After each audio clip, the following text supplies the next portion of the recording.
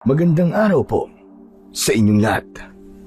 Sa araw po na ito ay mapapakinggan po natin ang kwento ng may 20 taong gulang na binatang si Elmo. Isang anak ng manunugis na iibig sa hindi pangkaraniwang dalaga. Ngunit ang lihim nilang pagmamahalan ay susubukin ng hamon ng kadiliman. Isang araw ay biglang malalagay sa panganib ang buhay ni Elmo. Ngunit bigla siyang nagkaroon ng hindi maipaliwanag na kapangyarihan mula sa kanyang mga kamay. Ano kaya ang kahihinatnan ng pakikipaglaban niya sa mga aswang na busaw gamit ang kapangyarihan? Magagawa kaya nilang talunin ang lumalakas na puwersa ng kadiliman? Sama-sama po nating pakinggan ang buhay at pakikipagsapalaran ng binatang anak ng manunugis na ikinasal sa magandang engkantada. Ngunit bago po ang lahat, mga idol, huwag po nating kalimutang mag-subscribe, mag-like at i-hit ang notification bell sa aking YouTube channel na The Voice Addict at Apong Isaac para sa mas marami pa na makapigil hininga na kwentong aswang at katatakutan mula sa mundo ng kababalaghan.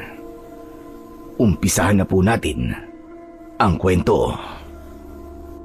Ay, tigilan na po natin ang pagtugi sa mga aswang. Muntik na po kayo mapahamak ha. Kung hindi dumating yung asong ligaw kanina, baka hindi na po tayo nakauwi. Elmo anak, hindi tayo maaaring tumigil. Marami ang umaasa sa atin. Kung hahayaan natin magasik ng lagim ang mga busaw, sino magtatanggol sa baryo? Pero tay, halos mamatay na kayo kanina. Isa pa, hindi ba't may isang manunugis ng aswang sa kabilang baryo? Hindi kailangan kayo na lang palagi ang humaharap sa panganib. Kung nakaligtas po kayo ngayon, paano naman po sa mga susunod na gabi? Anak, hindi mo naiintindihan eh. Matagal ko nang ginagawa to. Dito ko kayo binuhay ng nanay mo nung nabubuhay pa siya. Tsaka, hindi lang to laban ko anak, kundi laban din ito ng lahat ng mga tao rito. Kung titigil ako, baka buhay ng mga kapitbahay naman natin ang sunod na mawawala. Naiintindihan ko naman po kung ano nararamdaman nyo, tay. Pero naiintindihan nyo rin po ba kung ano ang takot na nararamdaman ko? Lalo na po kanina. Hindi nyo po alam kung gaano ako na nag-alala sa inyo. Baka isang araw po tay, magising na lang po ako na wala na po akong tatay na uuwian. Ay nako, Elmo anak. Alam kong natatakot ka. Pero kung hindi ako kikilos, mas marami pa ang mawawalan ng ama, anak o kapatid. Patay na nga ang kanilang kaanak. Lalapain pa ng mga busaw na umaaligid sa baryo natin. Hindi ako makakapayag na maranasan din nila ang mga naranasan natin nun. Masakit sa isang asawa at anak na nalaman na kinain ng mga aswang ang katawan ng kaanak nila na dapat sana ay tahimik ng nahihimlay sa libingan. At hanggang ngayon, hindi pa rin mawala-wala sa isip ko ang ginawa ng mga hayop na busaw na yun sa nanay mo. Sana lang po, may ibang paraan para mabigyan ng katarungan si nanay. Sana hindi nyo kailangang isugal palagi ang buhay nyo para sa paghahanap sa mga busaw. Hindi naman sila nababawasan eh. Para pangang parami sila ng parami. Bukod sa mga patay, kumakain na rin sila ng sariwang laman ng tao. Ayoko po na balang araw mangyari rin sa inyo nangyari sa ibang manunugis ng mga aswang. Kaya nga ginagawa ko to dahil gusto ko nang matapos ang kaguluhang ito, anak. Mukhang wala na po talaga ako magagawa para pigilan kayo, tay. Huwag ka mag-alala. Pangako, anak. Mas mag-iingat ako. At saka, magpapasalamat ako sa asong nagligtas sa buhay ko. Ay nako, Wala na talaga akong magagawa para baguhin pa ang isip nyo. Sana lang po, maisip nyo rin na tumigil na po sa ginagawa nyo. Hanggang may busaw na nag-aasik ng lagim sa baryo natin, hindi ako titigil. Uubusin ko silang lahat, anak. Isa lang ang ipinagdadasal ko sa Panginoon. Yun ay ang matutokang manugis ng mga aswang. Dahil balang araw ang gusto ko, ikaw ang pumalit sa akin. Alam niyo naman na ayoko po talaga maging manunugis ng aswang eh. Napilitan lamang po akong sumama sa inyo kanina dahil talagang nag-aalala po ako sa inyo eh. Basta anak, pabayaan mo na lang ako. Ito lamang ang naisip kong paraan para mabigyan ng hustisya ang nangyari sa nanay mo. Isang malalim na buntong hininga ang pinakawalan ng may 20 taong gulang na binatang si Elmo. Habang nakapatong ang kanyang kamay sa sugatang braso ng kanyang ama na si Mang Nolasco, isang mahusay na manunugis ng mga aswang na busaw ang kanyang ama, at kanina lamang ay nasaksihan niya kung paano ito pumatay ng mga nilalang na nagtatago sa dilim. Ang busaw ay isang uri ng aswang na kilala bilang mangangain ng bangkay at gumagamit ng panlilinlang upang maitago ang kanyang tunay na pagkatao. Isa ito sa mga kinatatakutang halimaw sa baryo ng Sapare.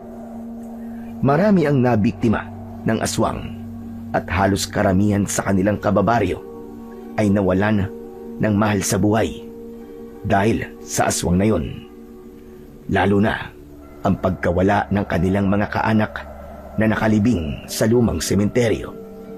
Lahat ng yon ay dahil sa mga busaw na unti-unting umuubos sa katawan ng mga bangkay.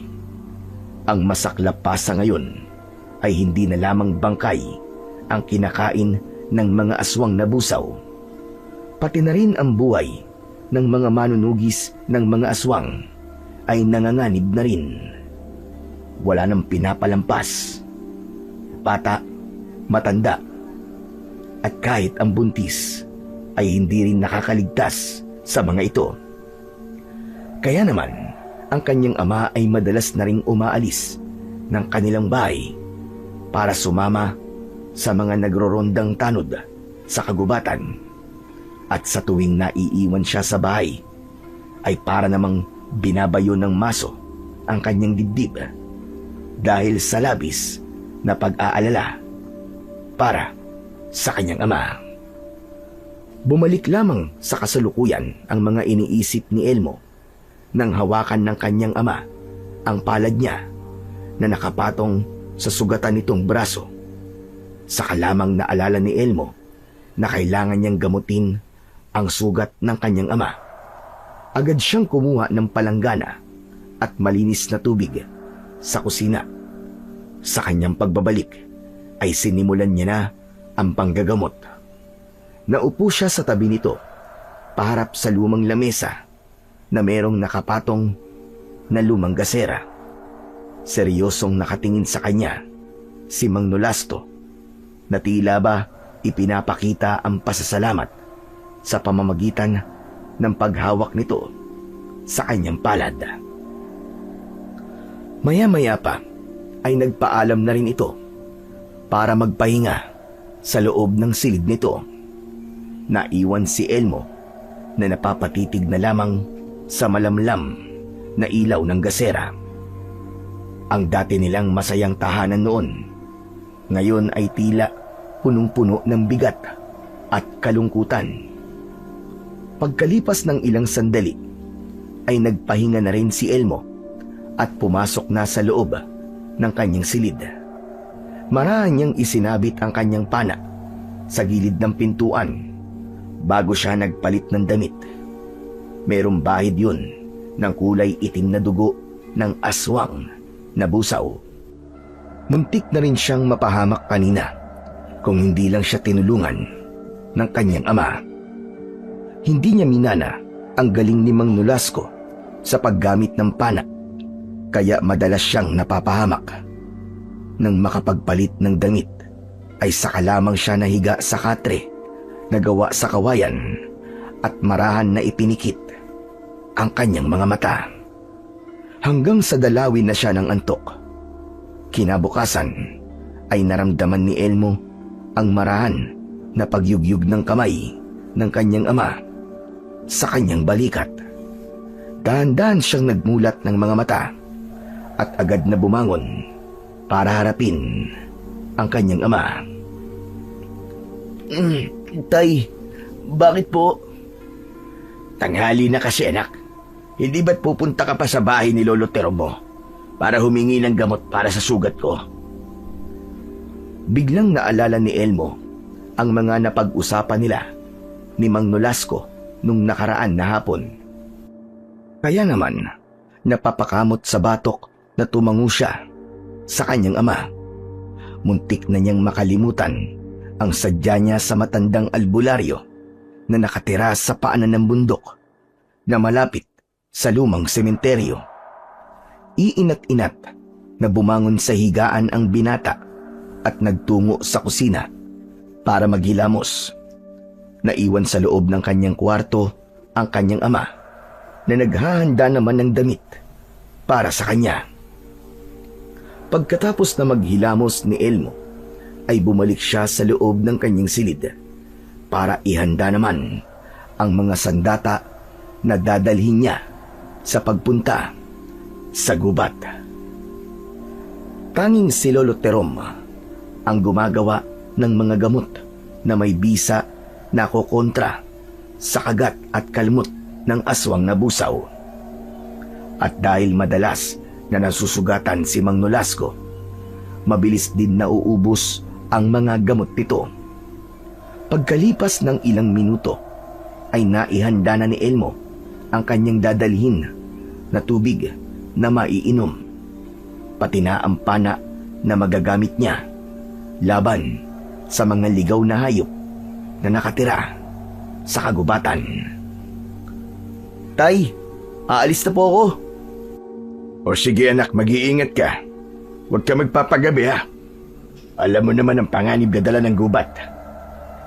Isang tango lamang ang itinugon ni Elmo sa sinabi ni Mang Nolasco, at pagkatapos ay sinimulan niya ng maglakad, bitbit ang pana at ilang piraso ng palaso. Naalala niyang isang oras din siyang maglalakad bago makarating sa bahay ni Lolo Terom. Sadyang ang bahay ng matanda ay nakatayo sa gitna ng kagubatan upang malaya itong makapagtanim ng mga gulay at halamang gamot nang hindi pinipinsala ng ibang tao. Kaya naman, ang simpleng pamumuhay ng matanda ay madalas na kinaiinggitan ng iba dahil sagana ito sa lahat ng bagay.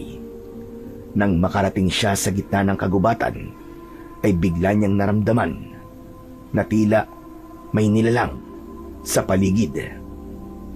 Pambihira naman oo. Diyos ko, parang may mga nilalang sa paligid ko ah.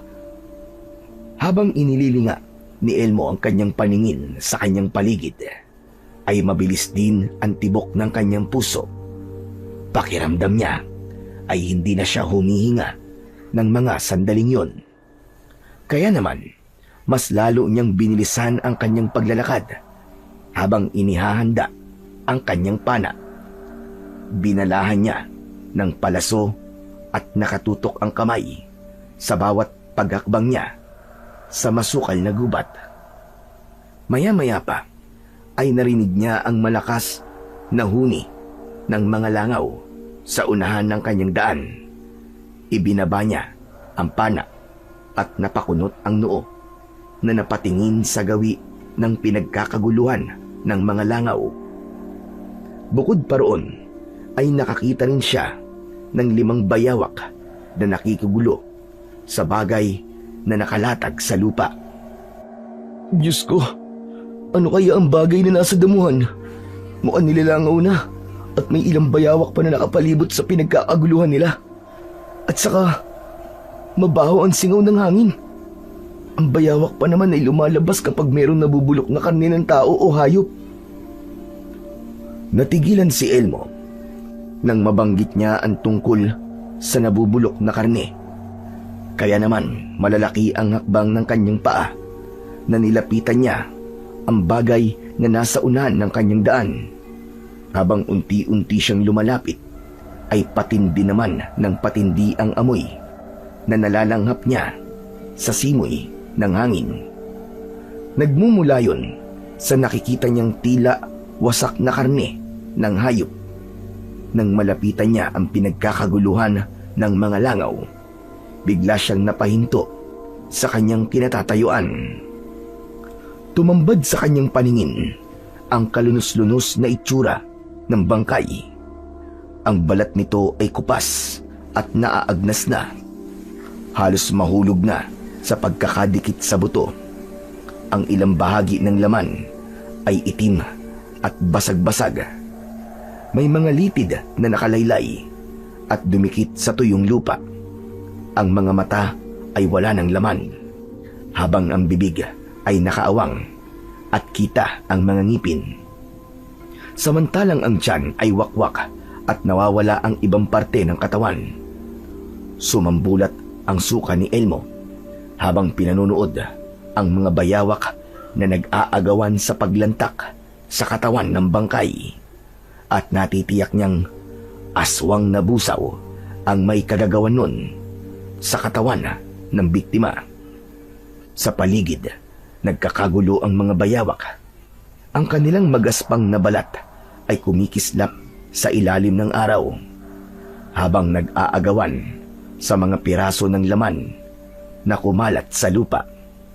Ang kanilang matutulis na kuko ay kumikiskis sa mga bato, at bawat kagat ay sinasabayan ng marurupok na tunog ng butong nabibiyak. Ang eksena ay tila isang nakakapangilabot na paalala na talagang palala na ng palala ang pamiminsala ng mga aswang na busaw. Diyos ko po, nakarating na rito ang mga aswang. Marahil ay nasa panganib na rin si Lolo Terom. Kailangan niyang malaman ang tungkol dito. Isang sulyap muna ang ginawa ni Elmo bago siya umalis sa lugar na yon.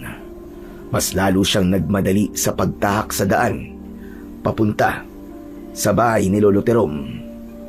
Ngunit hindi sinasadya na napagawi siya sa kakahuyan na halos hindi pinapasukan ng sikat ng araw.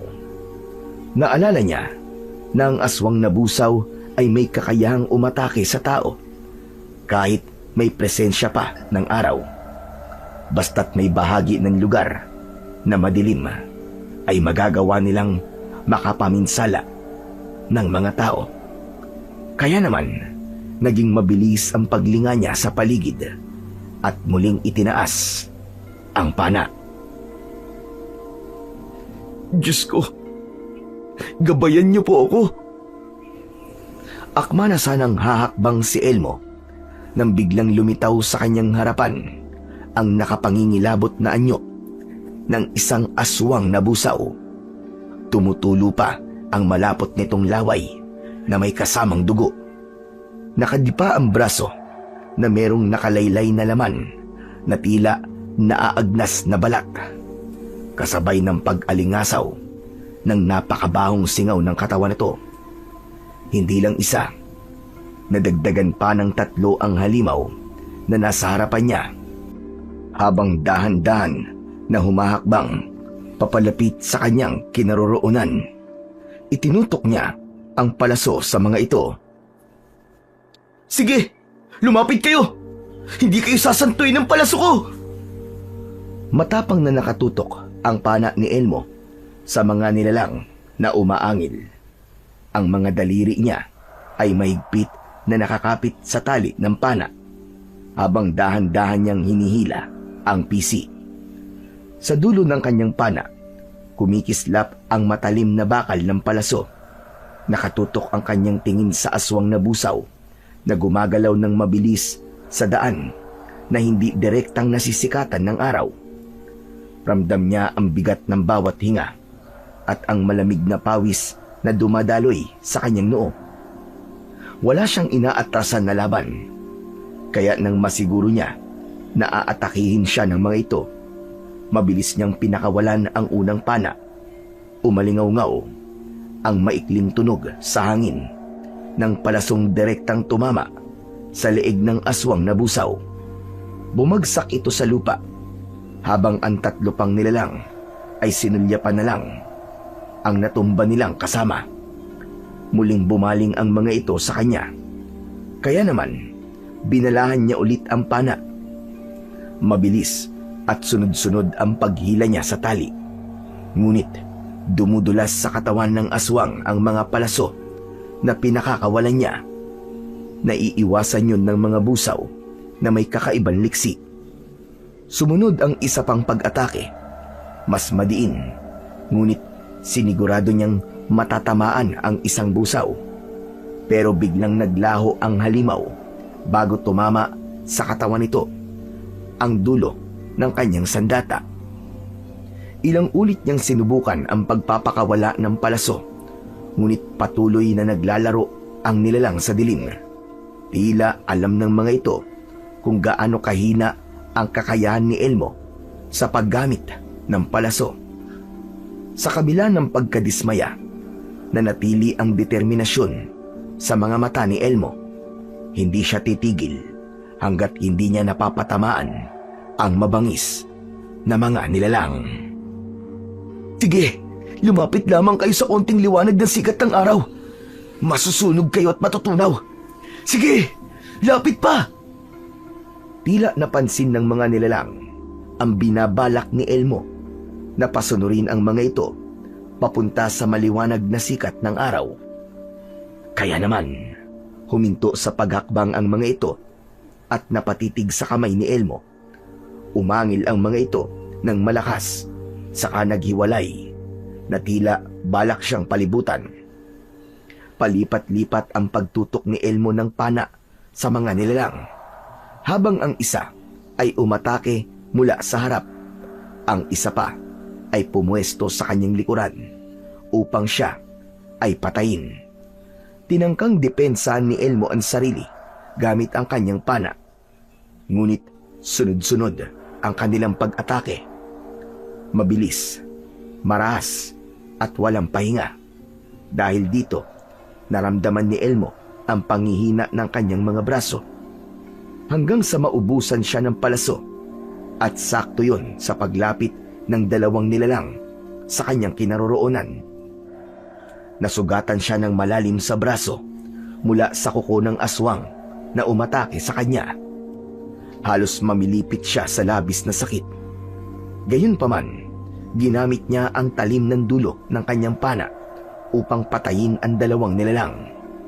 Ang una ay sa dibdib niya ito tinamaan at ang pangalawa ay sa leeg. Sa kabila ng sakit, nanaig ang kanyang tapang at nagtagumpay siya na mapatay ang mga halimaw. Habol ang hininga na pinagmasdan ni Elmo ang bumagsak na mga aswang sa lupa. Sa kanya dinampot sa lupa ang nagkalat na mga palaso at muli niyang pinatamaan ng kanyang sandata ang dulo ng mga ito. Pagkalipas ng ilang sandali, naglakad siya papalayo sa lugar na yon. Iniwan niya ang nakahandusay na katawan ng mga aswang. Habang papasok siya sa gubat, ay hindi na siya mapalagay. Pakiramdam niya ay palaging may aatake sa kanya na mga aswang na busaw. Maya-maya pa ay bigla naman siyang nakarinig ng boses ng isang babae. Nanggagaling yun sa kakahuyan. Tulong! Tulungan niyo ako! Saklala! Teka, nanggagaling ang mahinang boses sa bahagi ng may mga nakatumbang puno na mangga. Kailangan ko siyang tulungan. Muling naulit ang paghingi ng tulong ng isang babaeng tila nadadaganan ng kahoy. Hindi nagdalawang isip si Elmo. Agad niyang nilapitan ang pinanggagalingan ng boses ng babae. Ilang sandali lamang ang lumipas ay narating na niya ang kinaroroonan nito. Tumambad sa kanyang paningin ang napakagandang mukha ng isang babaeng sugatan at nanghihina. Maingat niya itong inalalayan para makatayo. Agad na hinubad ni Elmo ang suot niyang damit at ibinalot niya yon sa katawan ng babae. Nanginginig ang katawan nito na parabang dahil yun sa labis na sakit. Wala na siyang pakialam kung malantad man sa babae ang magandang hugis ng kanyang katawan. Ang mahalaga ay mailigtas niya ito sa tiyak na kapahamakan.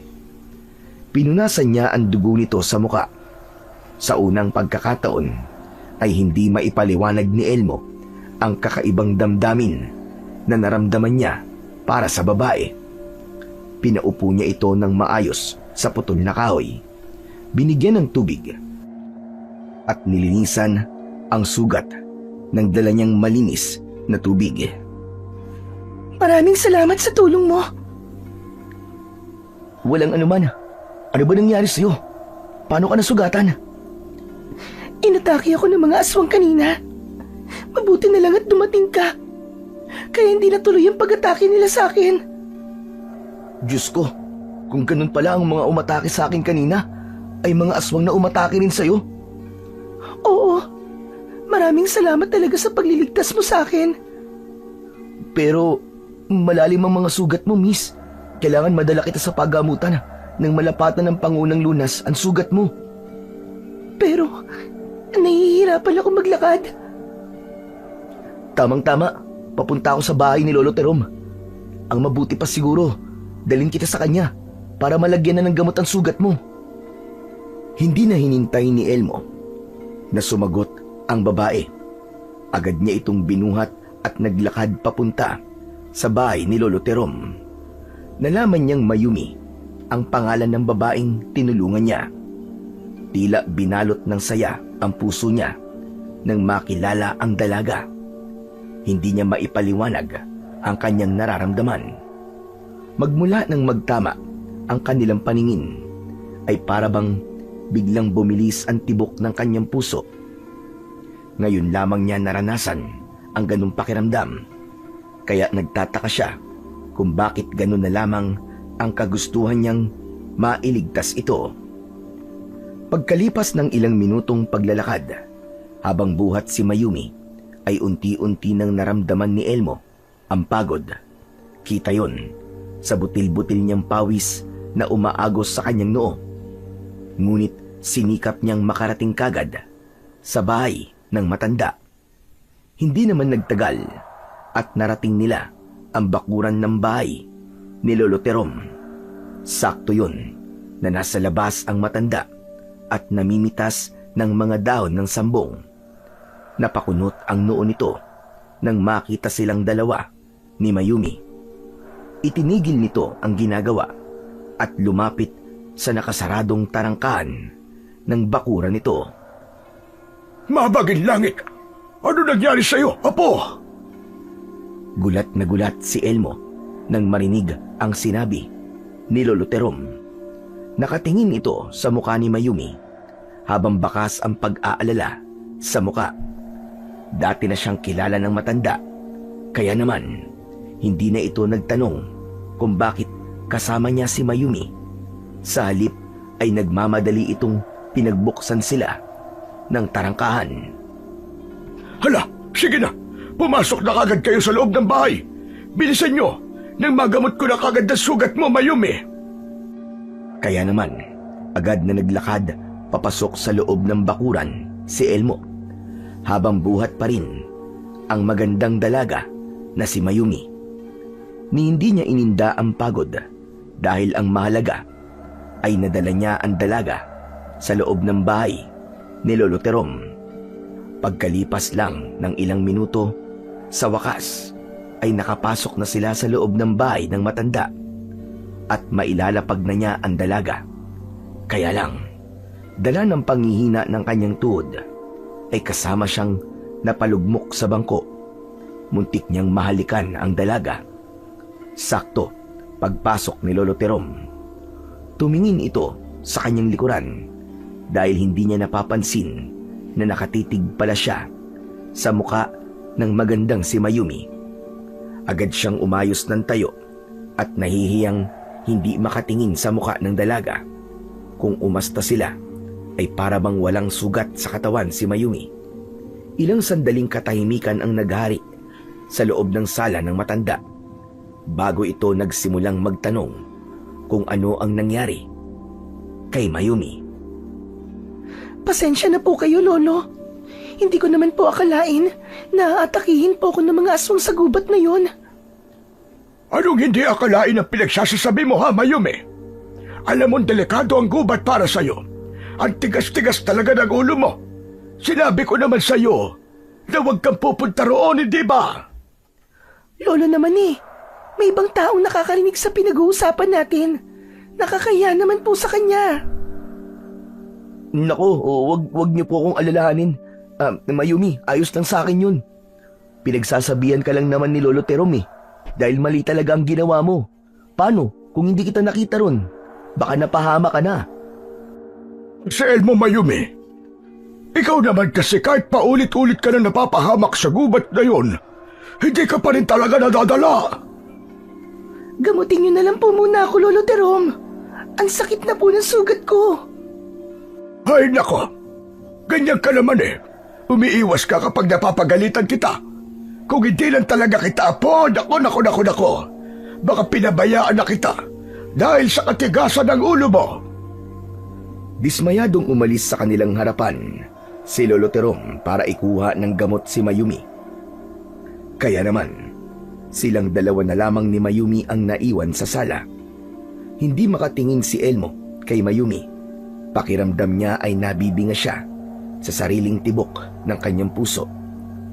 Pagkalipas ng ilang sandali, ay bumalik si Lolo Terom. Dala ang 2 bote ng gamot.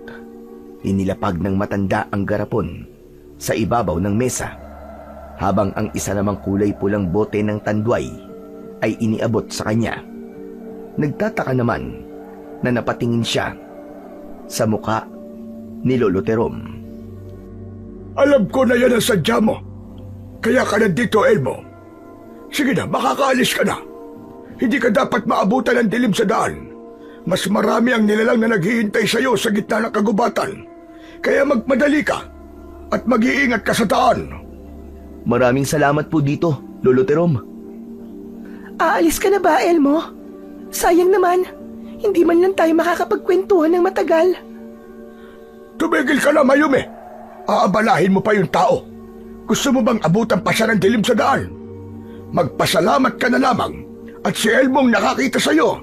Dahil kung ibang lalaki, naku po Diyos ko, baka pinagsamantalaan ka na nila dahil dyan sa ayos mo. Lolo naman ang daming sinasabi.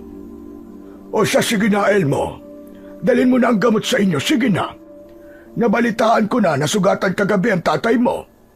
Mag-iingat ka mo siya dahil nararamdaman kong nalalapit na ang pagsalakay ng mga aswang na busaw. Sa oras na maubos nila ang mga bangkay sa lumang sementeryo, natitiyak kong sasalakay sila para pumatay ng mga tao. Hindi nila makokontrol ang kanilang sarili dahil sa labis na gutom. Yun nga po ang inaalala ko, Lolo Terom Nag-aalala na po ako sa kaligtasan po ni tatay. Mabuti na lamang po talaga at nailigtas siya ng asong ligaw kagabi. Dahil kung hindi, baka nawalan na po ako ng ama. Huwag ka nang malungkot, Elmo. Ang mga tao may mabuting puso, iniingatan ng Diyos at palaging inilalayo sa kapahamakan. Aba teka, may sugat ka. Hindi mo ba muna ipapagamot yan? Hindi na, malayo naman to sa bituka Ikaw na lang ang magpagamot. Teka. Hahaba lang ang usapan natin ito. Kailangan mo nang umalis, Elmo, para hindi ka mapahamak sa daan. Sige na. Saka lamang naalala ni Elmo na kailangan niya nang umalis. Kung siya ang tatanungin, kahit siguro ilang oras pa siyang makipag-usap kay Mayumi, ay hindi siya magsasawa. Hindi niya napapansin na unti-unti nang nahuhulog ang loob niya sa dalaga.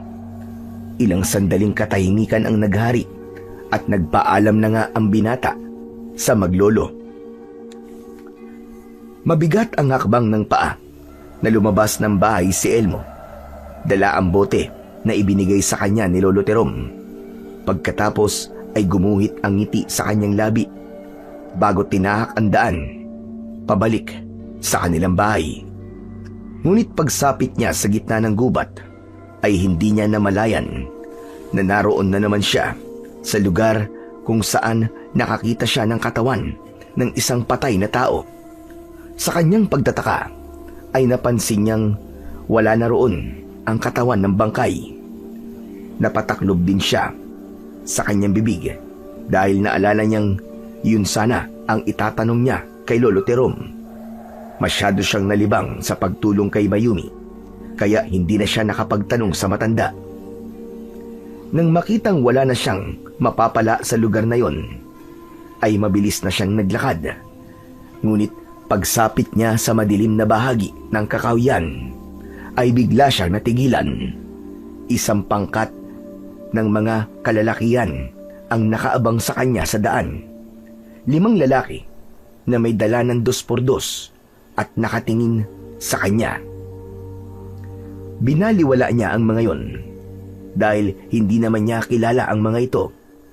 Kaya naman, akma na sanang lalampasan niya ang mga ito nang bigla siyang itinulak ng lalaki sa unahan, dahilan upang matumba siya at mapaupo sa lupa. Mabuti na lang at hindi niya nabitiwan ang hawak niyang bote. Mabilis na tumayo si Elmo at matapang na hinarap ang mga ito. Teka pare, ano bang problema mo ha? Bakit nanunulak ka? Gusto ko lang malaman, nanliligaw ka ba kay Mayumi? Nakita kita kanina, binuhat mo siya, kaya hindi ka maaaring magsinungaling. Naku, nagkakamali ka pare. Hindi ako nanliligaw kay Mayumi. Tinulungan ko lang siya dahil hirap siyang maglakad. Bakit? Sino ka ba? Ako lang naman ang manliligaw niya at malapit ko na siyang maging nobya. Pambihira naman pare, oo. Hindi pa pala kayo eh. Kung makatanong ka sa akin daig mo pa ang asawa. Abat ang angas mo? Gusto mo masaktan? Wala akong balak na makipag-away sa inyo. Kaya pwede ba paraanin niyo na ako? Saka kung nanliligaw ka kay Mayumi, lumaban ka ng patas sa magiging katunggali mo sa puso niya. Ganun ba? Sige, lalaban ako ng patas sa'yo. Hindi pa man natatapos ng lalaki ang mga sasabihin nito, ay malakas na siya nitong sinuntok. Tumama ang kamao nito sa kanyang muka, dahilan upang bumagsak siya sa lupa. Sa pagkakataong yun, ay nabitiwan na niya ang kanyang dalang bote na may laman na gamot. Tangka na sanang aatakihin siya nito ng hampas ng 2x2 nang biglang umalingaw-ngaw ang tahol ng isang asong ligaw. Tila nakakita ang mga ito ng halimaw at nagsitakbuhan papalayo sa kanyang kinaroroonan. Naiwan ang lalaking sumuntok sa kanya, kasabay ng pagbabanta nito sa kanya, at dahil papalapit na ang aso, ay wala na itong nagawa, kundi ang iwan siya. Nagtataka naman na napatayo si Elmo at muling sinulyapan ang asong ligaw. Hindi siya maaaring magkamali dahil ang aso rin yun ang nagligtas sa kanyang ama. Nanghahakbang na sana siya para lapitan ito, bigla naman itong kumaripas ng takbo papalayo. Kaya naman, wala na siyang nagawa, kundi ang damputin na lamang ang bote sa lupa, saka pinunasan ang dugo sa pumutok niyang labi. Grabe, mukhang ang malas yata ng araw ko ngayon Ay, nako, ang sakit. Di bale, ang mahalaga nakilala ko naman si Mayumi. Kaya lang, mukha yatang marami akong karibal sa kanya. Dismayadong napabulong sa sarili si Elmo habang tinatak ang daan pauwi sa kanilang bahay. Pagkalipas ng ilang minutong paglalakad, ay natanaw na niya ang kanilang bakuran. Mula sa kanyang kinaroroonan, ay kagad niyang nakita ang kanyang ama. Sa una, ay ngumiti ito dahil nakatingin ito sa bote ng gamot na hawak niya. Ngunit nang mapatingin ito sa pumutok niyang labi at sugatang braso, ay bumakas ang matindi nitong pag-aalala. Mabilis itong lumapit sa kanya at kagad na sinuri ang kalagayan niya. Habang pinagmamasdan nito ang kanyang mga sugat, ay panay rin ang tanong nito sa kanya. Aba, pambihira ka naman bata ka, oo. Ano nangyari sa braso mo? Tsaka ang labi mo, pumutok din. Saan mo ba nakuha yan, anak? Tay, napalaban po ko sa mga aswang na busaw. Tapos sa pag-uwi ko naman po, ay merong ilang kalalakihan na humarang sa akin sa daan. Pinagkamalan po nila akong nanliligaw sa magandang apo ni Lolo Terom. Ano ka mo, magandang apo? Teka, mukhang wala naman ako natatanda na merong magandang apo si Lolo Terom. Meron po, Tay. Mayumi po ang pangalan niya. Napakaganda niya po, Tay. Mukha yatang kakaibang tono ng boses mo, anak, nang banggitin mo ang pangalan ng apo ni Lolo Terom. Tay, masaya lamang po ako dahil nakauwi po ako ng ligtas. Tara na nga po sa loob at mukhang pati ako'y kailangan gumamit ng gamot na to. Pagkasabi ni Elmo sa kanyang ama, ay itinaas niya ang bote sa ere. Saka masiglang naglakad papasok sa loob ng kanilang bahay. Pagpasok nila sa loob, ay agad na naupo si Elmo sa bangko na nakaharap sa lumang lamesa. Pagkatapos ay ipinatong niya ang bote sa ibabaw nun. Maya-maya pa ay nakita niyang pumasok si Mang Nolasco sa silid nito. Pagbalik ay may dala na itong tela at box na may laman na gasa. Nilinisan muna ni Mang Nolasco ang paligid ng sugat sa braso ni Elmo. Saka pinatakan ito ng gamot. Nang lumapat ang likido sa kanyang sugat, ay nagmistulang agwa oksinada yon. Bumubula yon na para bang sinisipsip nito ang katas ng lason na pumasok sa loob ng kanyang laman. Ilang saglit pa ay nilagyan yon ng gasa sa katinalian ng malinis na tela. Nang mga sandaling yon ay naramdaman niya ang ginhawa. Tila nawala ang sakit at naigagalaw na niya ang kanyang braso. Pagkaraan ng ilang minuto ay seryoso siyang nagtanong sa kanyang ama. Ay, oo nga pala, Tay. Kanina po bago po ako magpunta sa bahay ni Lolo Terom, nakakita po ako ng naagdas na bangkay. Nakita ko po yun sa daan, Tay, malapit po sa bahay ni Lolo Terom. Diyos ko, totoo ba ang sinasabi mo, anak? Opo, Tay.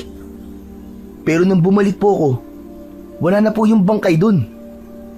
Kung ganon, nagsisimula na silang magparamdam. Ang ibig sabihin nun, anak, malapit na silang sumalakay sa baryo natin. Teka, sandali lang po, Tay. Hindi ko po yata nagugustuhan ng tono ng pananalita nyo, ah. Mukhang may binabalak po kayong hindi maganda. Elmo, anak, alam mo ba na kapag sumalakay sila sa baryo natin, marami mapapahamak. Marami ang mamamatay panigurado. Hindi nila kayang labanan ng malakas na puwersa ng kadiliman. Kaya kailangan nila ang tulong natin. Ayan na naman po kayo, Tay. Hanggang ngayon umaasa pa rin po ba kayo na matatalo nyo ang aswang na busaw? Tay, gumising na po kayo sa katotohanan na hindi natin sila kayang labanan. Wala po tayong magagawa laban sa kanila. Nakikita niyo po ba kung ano nangyayari? Nang dahil sa walang tigil na pagtugis natin sa mga aswang, lumalabas na sila sa kanilang pinagtataguan. Mas lalo natin silang ginagalit na tila ba nag-ahamon tayo ng digmaan sa kanilang lahat. At sa pagkakataong yun, mas lalo lamang silang papatay ng tao. Pagtatalunan na naman ba natin ang bagay na to, anak? Hindi po ako nakikipagtalo sa inyo, Tay. Nag-aalala lamang po ako sa inyo na baka kayo'y mapahamak. Paano naman po ako kapag may nangyaring masama sa inyo? At anong gusto mong gawin ko, Elmo? Magkulong, magtago sa bahay, habang ang mga kapitbahay natin ay unti-unti nang pinapatay ng mga aswang na busaw. Hindi niyo naman po ako naiintindihan eh. Anak niyo po ako, Tay, at natatakot po ako na baka masaktan kayo dahil sa mga aswang. Tay, wala na po bang halaga sa inyo ang buhay niyo? Kahit na anong sabihin mo, hindi na magbabago ang desisyon ko. Sana pala hindi ko na lang sinabi sa inyo nakita ko sa gubat. Pagkakataon ko na to para makaganti sa ginawa nila sa asawa ko si Marina. Wala na po bang ibang mahalaga sa inyo, Tay, kundi ang mabigyan nyo ng katarungan ng pagkamatay ni Nanay? Tay, hindi po ba pwedeng ipaubaya na lamang natin sa mga tanod ang paghahanap ng hustisya? Tumigil ka, Elmo. Pambihira ka. Hahayaan mo lang na ang mga tanod ang pumatay sa mga nilalang na pumaslang sa nanay mo. Sa akin sila may utang. Sa akin din sila magbabayad. Kung totoong nag-aalala ka sa akin, pues, tulungan mo akong ubusin sila. Ngayon lamang ako nakakita ng isang ama na isasama ang anak sa napakadelikadong gawain. Nakakadismaya ang katwiran nyo, Tay. Tila nagpantig ang tenga ni Mang Nolasco sa sinabi ni Elmo. Huli na para bawiin ng binata ang huling kataga na nasambit niya. Lumapat sa kanyang muka ang malakas na suntok ng kanyang ama. Sa pagkakataong yon ay tila nagmanhid na ang kanyang labi. Pinigilan niya ang kanyang sarili na huwag ipakita sa kanyang ama ang mga luhang nagbabantang pumatak sa kanyang mga mata. Hindi niya maintindihan ang nararamdaman ng mga sandaling yon. Pakiramdam niya ay mali na mag-alala siya sa kanyang ama. Nang tignan ni Elmo ang muka ni Mang Nolasco, ay napansin niya na tila nabigla rin ito sa ginawang pananakit sa kanya. Kaya naman, minabuti na lamang ni Elmo na lumabas sa bahay na yon. Diretso ang kanyang hakbang, papunta sa kakahuyan na malapit sa kanilang bakuran. Hindi niya kayang makipag-usap sa kanyang ama dahil alam niya sa kanyang sarili na walang masama sa mga sinabi niya. Ipinapakita lamang niya rito kung gaano siya nag-aalala sa kaligtasan nito. Pagkaraan ng ilang minutong paglalakad, ay tumigil siya sa tapat ng puno. Naupo siya sa ugat nito. Hindi pa man umiinit ang pagkakaupo niya sa ugat ng puno, ay narinig niya ang boses ng isang nilalang na umaangil sa kanyang likuran. Sabay ng pag-alingasaw ng mabahong amoy na tila nabubulok na laman ng tao, bigla siyang kinabahan. Pamilyar sa kanya ang presensyang yon. Anak naman ng putya, oo. Bakit ngayon pa? Hindi ko nadala yung pana ko. Pabulong na wika ni Elmo habang dahan-dahan siyang humaharap sa nilalang na nasa kanyang likuran. Pagharap niya ay tila pinagbagsakan siya ng langit at lupa nang halos isang dipa na lamang ang layo nito sa kanya. Ang tatlong nilalang na nakatayo sa kanyang harapan ay tumutulo ang malapot na laway habang umaangil. Hindi kagad nakagalaw si Elmo. Dala ng pagkagulat ay hindi niya na naiwasan ang unang pag-atake ng kalmot ng aswang sa kanyang dibdib. Mabuti na lamang at lumapat lang yun sa kanyang dibdib at napunit yun. Habang nakikipagpambuno siya sa aswang na nasa kanyang harapan, ay naramdaman naman niya ang pagsampa sa kanyang likuran ng isa pang aswang. Nang mga sandaling yun, ay naisip ni Elmo na marahil ay yun na ang kanyang katapusan. Isang malakas na pagsuntok ang ginawa niya sa muka ng kaharap. Bumagsak ito sa lupa. Saka naman niya sinabunutan ang nilalang na nasa kanyang likuran. Patuloy ito sa pag-angil na sinusubukan siyang kagatin sa balikat. Akma na sanang babaon ang pangil nito sa kanyang balikat nang sa pag-angat ng kanyang kamay ay lumabas ang malabolang apoy. Ang pagdakot sana sa buhok ng aswang ay nauwi sa pagkasunog ng buong katawan ng nilalang. Bumagsak ang aswang sa lupa habang naglalagablab ang katawan. Nagtataka na binalingan ni Elmo ang dalawa pang natitirang aswang, ngunit hindi natakot ang mga ito. Muling sumugod ang dalawang aswang sa kanyang kinaroroonan, pero kagaya ng nangyari kanina, nasunog din ang katawan ng mga ito dahil sa apoy na lumalabas sa kanyang kamay. Nang mga sandaling yun, ay nanlalaki ang mga mata ni Elmo na nakatingin sa naglalagablab niyang mga kamay. Diyos ko, ano to? Ano nangyayari sa akin? Bakit nagkaroon ng apoy ang mga kamay ko? Sa hindi maipaliwanag na dahilan, ay biglang nag-alala ang binata. Hindi siya makapaniwala sa apoy na nakabalot sa kanyang palad. Nagpalinga-linga siya sa paligid. Ilang beses pa niyang sinubukang tanggalin ang apoy sa kanyang mga kamay. Ngunit ganun pa rin ang kanyang nakikita. Binalot ng takot ang kanyang dibdib dahil hindi niya alam kung paano mawawala ang apoy na yon. Subalit nang ikiyom niya ang kanyang palad, ay saka lamang yun naglaho. Teka. Ano ba to? Ano ba itong nangyayari sa akin? Bakit ako nagkakaganito? Dala ng labis na kuryosidad sa kanyang sarili, ay bigla niyang inunat ang nakasarado niyang palad. Sa kanyang pagtataka, ay nawala na nga ang apoy at para bang walang nangyari na bumalik sa dati ang kulay ng kanyang mga kamay. Sa pag-angat ng kanyang paningin, ay napansin niya ang isang asong ligaw na nakatanaw lamang sa kanya mula sa malayo. Nang akma na sanang lalapitan niya ito, ay bigla itong nawala at naglaho sa madilim na bahagi ng kakawyan. Pati ang aso na madalas niyang nakikita ay tila kakaiba rin. Saka lamang napansin ni Elmo na bahagya ng madilim ang paligid. Magulo ang isip na hindi malaman kung sasabihin ba niya o hindi sa kanyang ama ang mga nangyari sa kanya.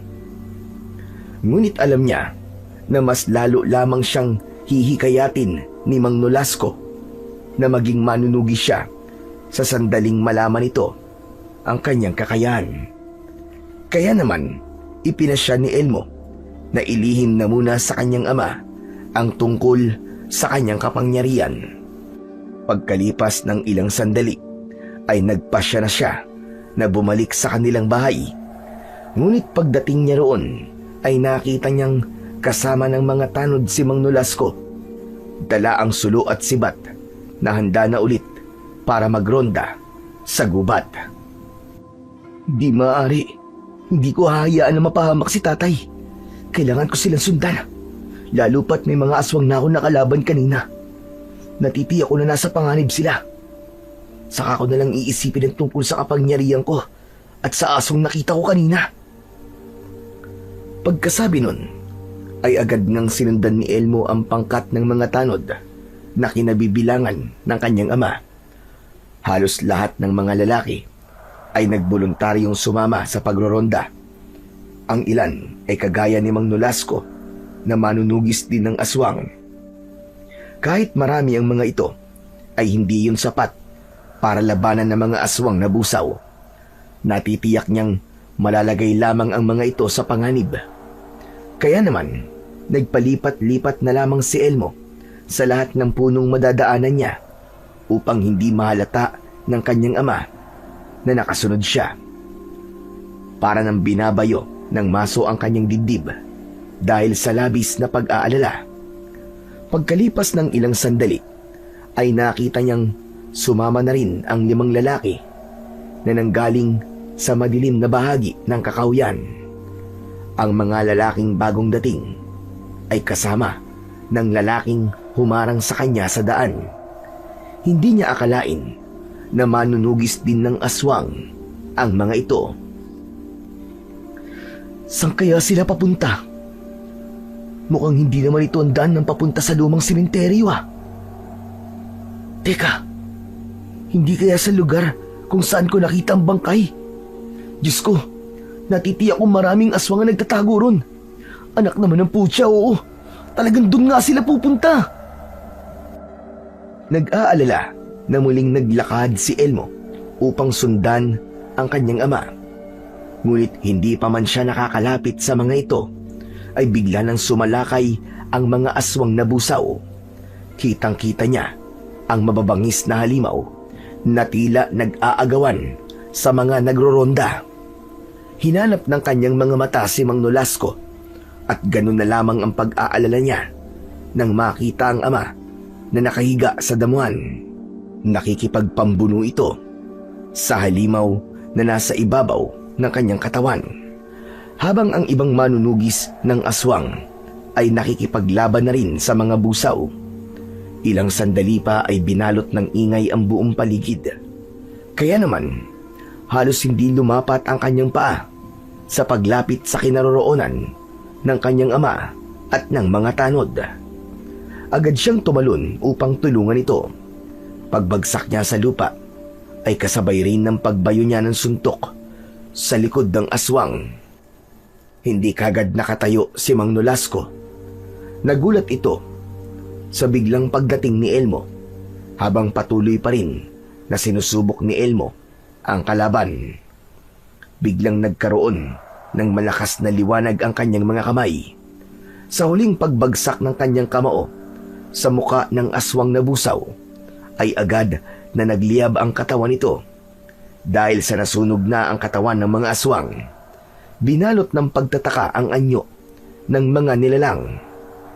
Dala ng takot ng mga ito kay Elmo, ay kumaripas ng takbo ang mga aswang na busaw papunta sa madilim na bahagi ng gubat. Maging si Mang Nolasco na kanyang ama ay hindi rin makapaniwala sa nakita. Maya-maya pa ay biglang tumahimik ang paligid at naiwan ang kanilang mga kasama na manunugis. Lahat sila ay nakatingin kay Elmo. Saka lamang niya napagtanto na nakita na ng ibang tao ang kapangyarihan ng kanyang kamay. Subalit nagtaka siya na tila ba hindi nakikita ng mga ito ang liwanag sa palad niya. Ilang sandali pa ang lumipas ay lumapit sa kanya ang nag-aalala niyang ama.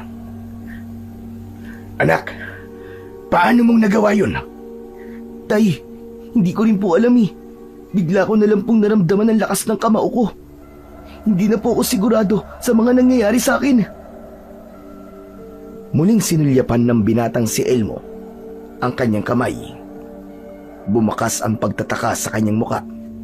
Hindi niya maipaliwanag ang ganong kababalaghan na nangyayari sa kanya. Maya-maya pa ay lumapit sa kanya ang mga lalaking humarang sa kanyang daan. Kita niya rin ang pagtataka sa muka ng mga ito. Biglang nagsalita ang lalaki. Mang Nolasco, anak niyo po pala ang binatang yan? Oo, Dagul. Isa rin siyang manunugis ng aswang. Hindi lang siya madalas sumasama sa akin. Sa isip ni Elmo ay matagal nang magkakilala ang dalawa. Batay sa nakikita niya sa anyo ng lalaki, ay halos kasing idaran niya ng ito.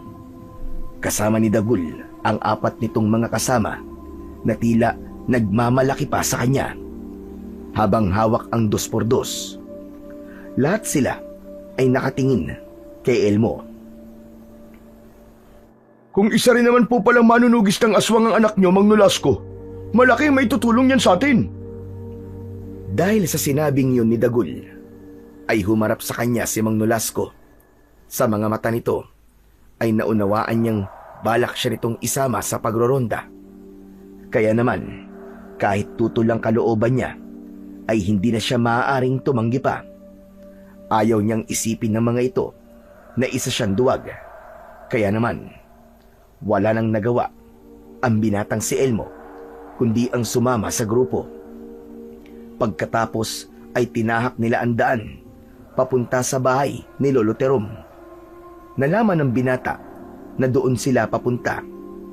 Bigla siyang nasabik na muling makita si Mayumi. Subalit nang makita niya ang grupo ni Dagul na naglalakad sa unahan ng kanilang daan, ay bigla siyang nalungkot. Hindi pa man siya nakakapagparamdam ng pag-ibig kay Mayumi, ay pakiramdam niya wala na siyang pag-asa sa puso ng dalaga. Mas matikas si Dagul at matapang kumpara sa kanya.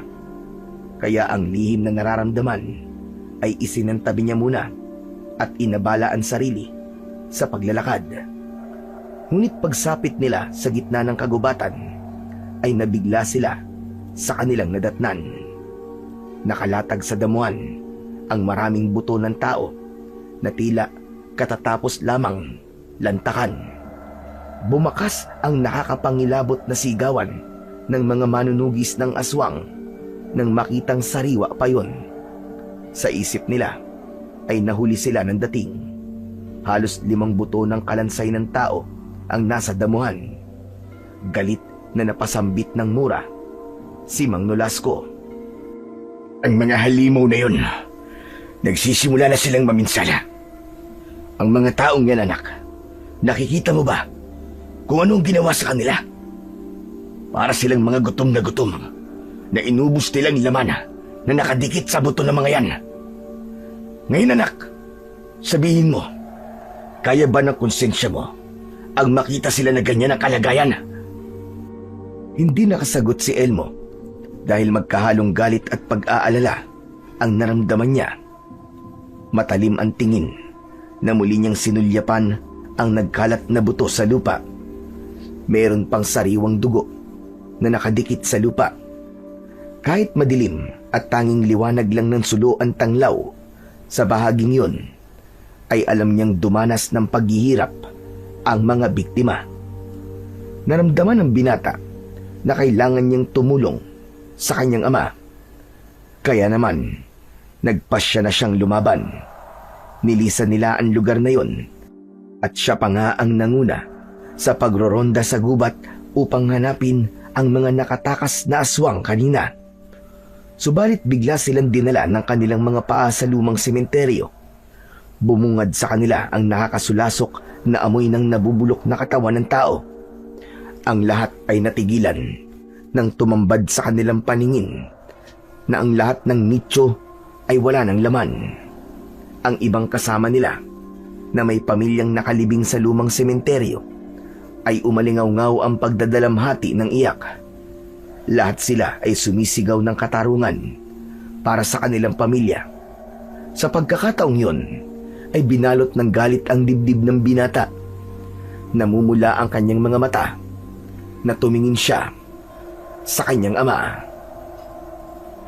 Habang nakatayo sila sa gilid ng lumang sementeryo, ay bigla naman silang nakarinig ng malalakas na sigawan ng mga tao. Nanggagaling yun sa gubat. Binalot ng pag-alala ang dibdib ni Elmo nang marinig ang boses ni Mayumi na humihingi ng tulong sa kanila. Tay, kilala ko po ang boses ng babae. Si Mayumi po yun, Tay. Parang nasa panganib po siya. Hindi na hinintay ni Elmo na magsalita pa ang kanyang ama.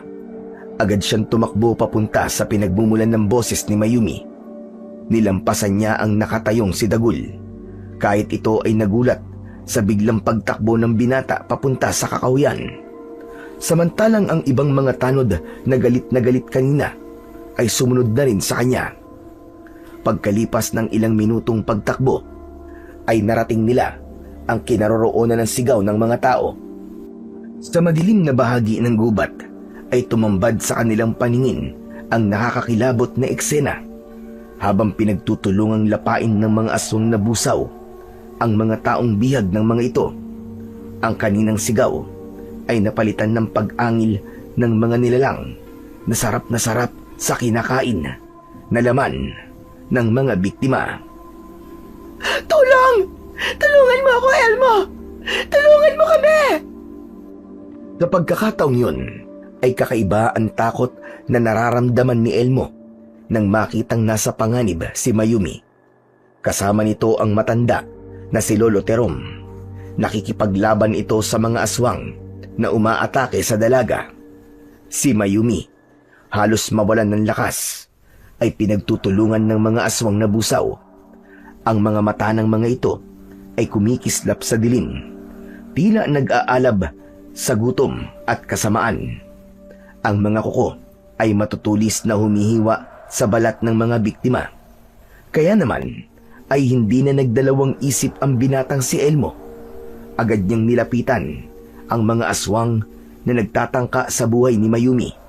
Umalingaw-ngaw ang sigaw ng mga aswang nang bigwasan niya ng suntok sa muka ang mga ito. Ang ibang mga kasama niyang nagroronda ay sumugod na rin sa mga aswang na busaw.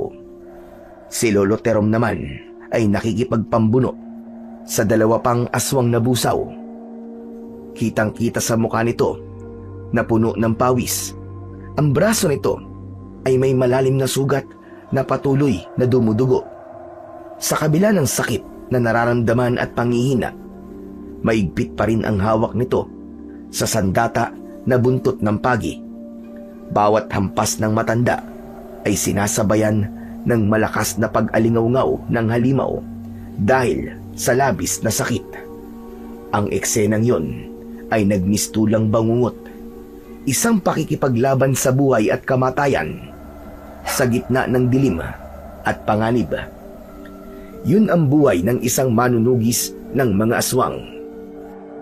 Pagkalipas lamang ng ilang sandali ay sumiklab na ang matinding labanan, habang si Elmo naman ay agad na hinawakan ng kamay ni Mayumi at inilayo sa kaguluhan, habang si Lolo Terom naman ay lumapit sa kanila at iniabot ang buntot ng pagi kay Mayumi.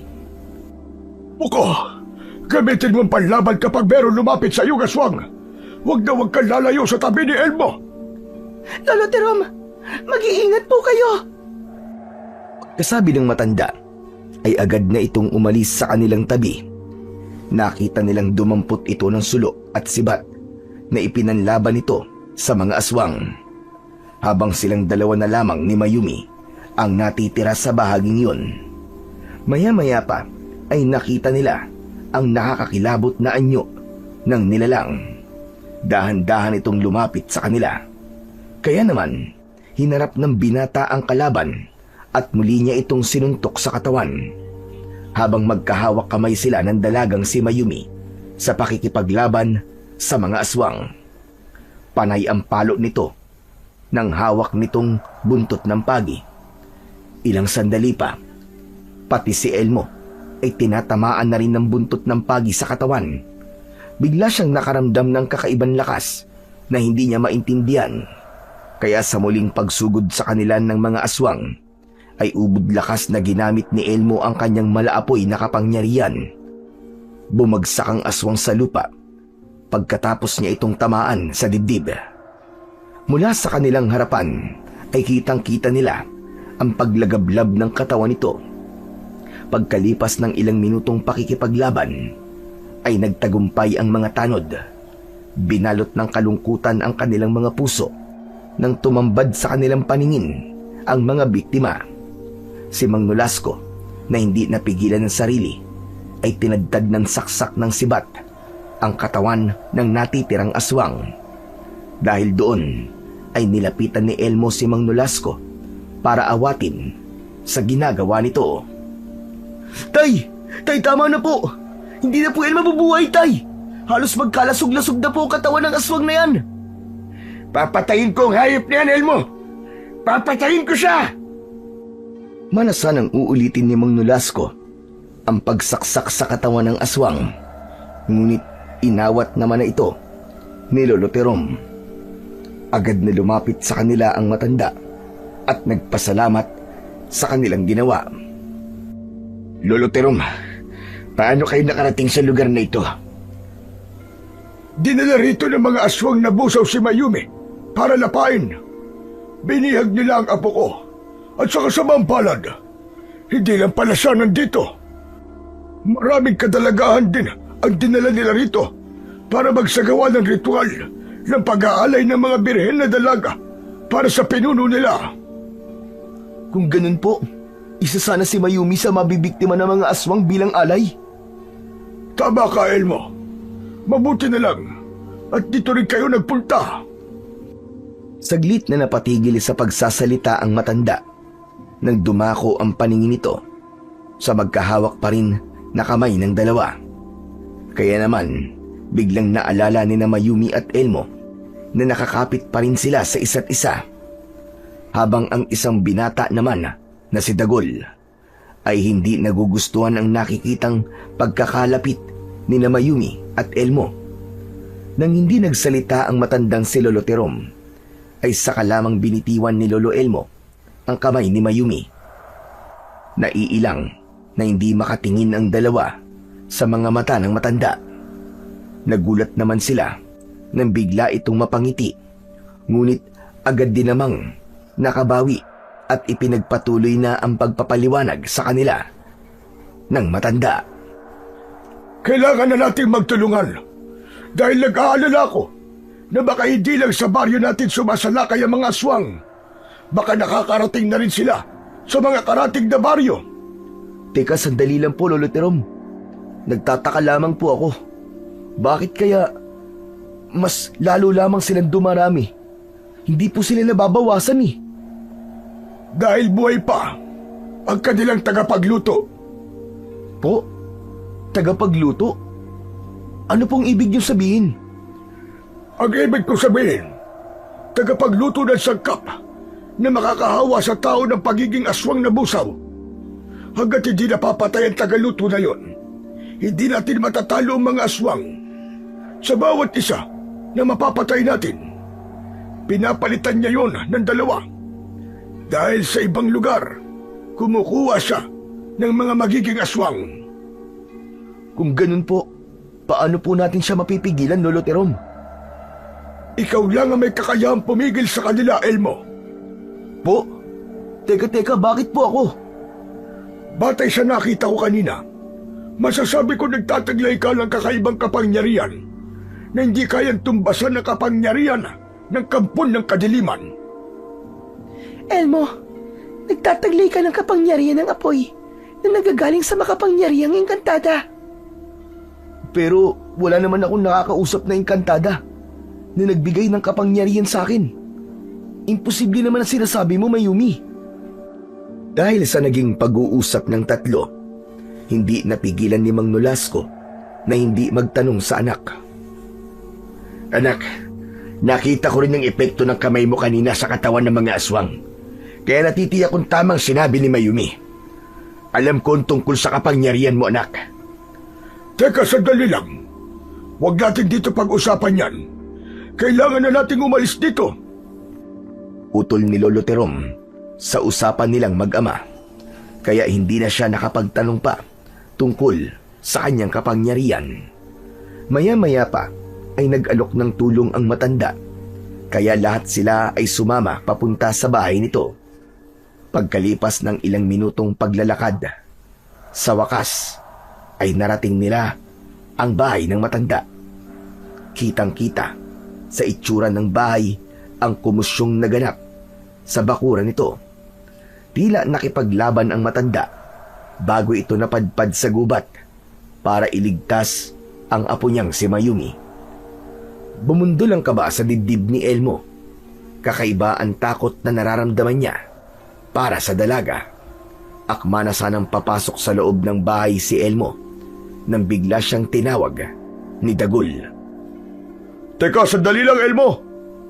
Pwede ba tayo mag-usap saglit? Napatingin si Elmo sa gawi ni Dagul. Kaya napansin niyang matalim ang tingin nito sa kanya. Kaya naman, agad siyang lumapit dito. Sinulyapan muna ni Elmo ang kanyang ama na papasok na sana sa loob ng bahay ni Lolo Terom bago niya kinausap si Dagul. Ano bang pag-uusapan natin? Tungkol ba to kay Mayumi? Mabuti naman at alam mo. Bakit? Nalata mo na ba na may pagtingin din ako kay Mayumi? Nauna ako sa kanya, kaya't layuan mo siya. Hindi ko nagustuhan ang ginawa mo kanina. Wala akong pakialam kung hindi mo nagustuhan ang ginawa ko kanina. Ikaw lang ang nauna. Pero hindi mo pa siya nobya, di ba? Kagaya ng sinabi ko nang una tayo nagkita. Lumaban ka ng patas, Dagul. Bahala ka sa diskarte mo. At bahala naman ako sa diskarte ko. Ang lakas naman yata ng loob mong sabihin sa akin yan. Porque nahawakan mo na ang kamay ni Mayumi kanina. Umaasta ka na parang nobya mo na siya. Kung hindi lang dahil kay Mang Nolasco, kanina pa kitang sinuntok. Pinakikialaman mo ang babaeng mahal ko.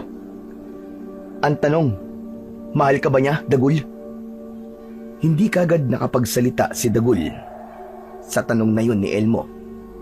Akma na sanang magsasalita pa si Elmo nang bigla niyang narinig ang boses ni Mang Nolasco sa kanyang likuran.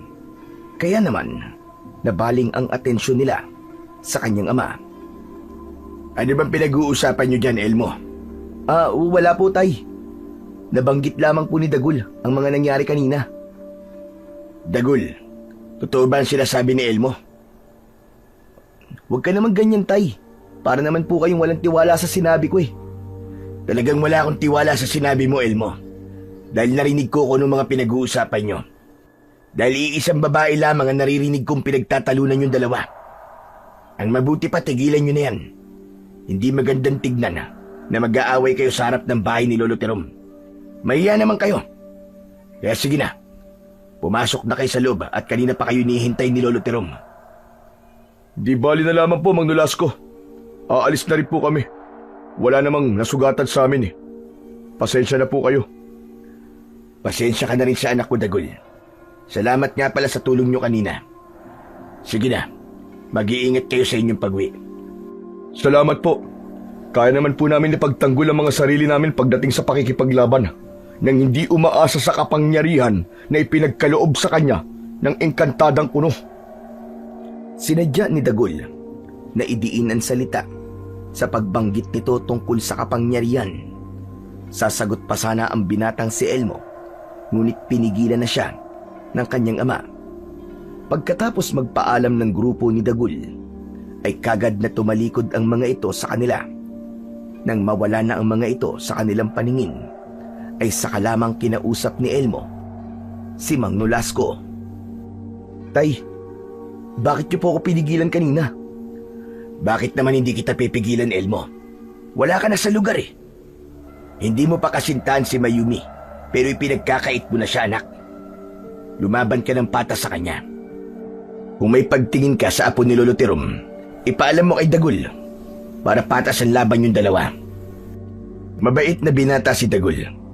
Palagi niya kaming tinutulungan, kaya hindi ko gusto na makikipag-away ka sa kanya. Pero Tay, hindi po ako nagsimula eh. Siya ang una naghamon. Si Dagul po ang humarang sa akin sa daan para lamang pagbantaan ako. Kahit na, umiwas ka na lang sa kanya. Natural na magkakaganon ng tao dahil umiibig siya kay Mayumi. Kahit na po ba wala siyang karapatan na pagbantaan ako. Kung umasta siya, daig pa niya ang kasintahan ni Mayumi. Tama na yan. Ayoko nang pag-usapan ng tungkol dyan, Elmo. Halika na sa loob ng bahay ni Lolo Terom. Kanina pa niya tayo hinihintay. Pagkatapos makapag-usap, ay pumasok na sila sa loob ng bahay ni Lolo Terom. Pagpasok nila sa loob, ay tumambad sa kanilang paningin ang mga nakaupong sugatan na tanod. Umangat ng tingin ang matanda at kinausap silang mag-ama. Halika, Elmo, lumapit ka. Kailangan natin pag-usapan ang tungkol sa kapangyarihan mo. Teka, nasa na ba sina Dagul? Umuwi na po sila, Lolo Terom. Ganun ba? Nako, sayang naman. Pag-uusapan sana nating lahat ang plano kung paano natin matatalo ang mga aswang na busaw. Dahil kung hindi tayo kikilos ng maaga, ay baka maubos ang lahat ng mga taong nakatira sa baryo natin. Magagawa naman po natin ang plano kahit wala sila, Lolo Terom. Ipapaliwanag na lang po natin sa kanila kapag maayos na po ang lahat. Isa pa, ano po bang ibig sabihin ng mga sinabi nyo kanina tungkol po sa kapangyarihan ko? Ang kapangyarihan mo, ang gagamitin natin laban sa pinuno ng mga aswang na busaw. Kailangan natin siyang tugisin upang matigil na ang pag-aasik niya ng lagim. Sasama po ako sa kanila, Lolo Terom. Lahat sila ay nabigla sa biglang pagsasalita ni Mayumi mula sa pintuan ng kwarto nito. Nakapagpalit na ng damit ang dalaga. Diretso itong nakatingin sa muka ni Elmo na tila ba siya ang kinakausap nito. Agad na napatayo si Lolo Terom dahil hindi ito pumayag sa gustong mangyari ni Mayumi. Kaya naman si Elmo na ang nagpahayag ng pagtutol sa balak ng dalaga. Hindi, Mayumi. Hindi ka maaaring sumama sa amin. Delikado yun para sa'yo. Dahil ba sa babae ako at wala akong magagawa para makatulong sa inyo? Hindi nang ibig ko sabihin, Mayumi. Nag-aalala ko na baka mapahamak ka sa kamay ng mga halimaw. Pero malaki ang may tutulong ko sa inyo. Maaari niyo akong gamiting pain para mapalabas ang pinuno. Hindi, Mayumi. Hindi ko itataya ang buhay mo.